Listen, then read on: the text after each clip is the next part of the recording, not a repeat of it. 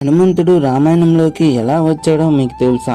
హనుమంతుడు తన బాల్యంలో సూర్యుడిని మామిడి పండు అనుకొని మింగేయడానికి వెళ్తాడు. కానీ తాను చేసింది తప్పు అని తెలుసుకొని సూర్యుడితో ఇలా అంటాడు, నేను చేసిన తప్పును క్షమించండి, మిమ్మల్ని నా గురువుగా భావించి మీ వద్ద విద్య నేర్చుకోవాలి అని అనుకుంటున్నాను అని అడుగుతాడు.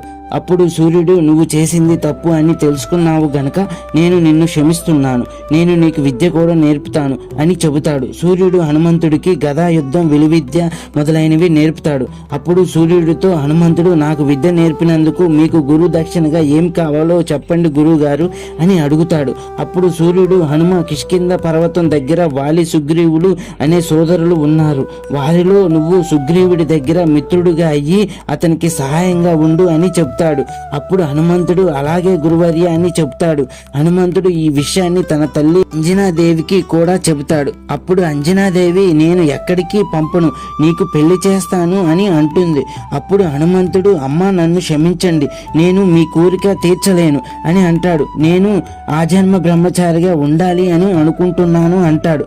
ఎందుకంటే సూర్యుడికి గురుదక్షిణ ఇవ్వాలి అని సుగ్రీవుడు కొలువులో చేరుతాడు.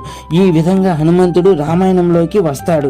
హనుమంతుడు అంటే మీలో ఎంతమందికి ఇష్టమైతే జై హనుమాన్ అని కామెంట్ బాక్స్ లో కామెంట్ చేయండి. Please like our video and subscribe our channel for more videos.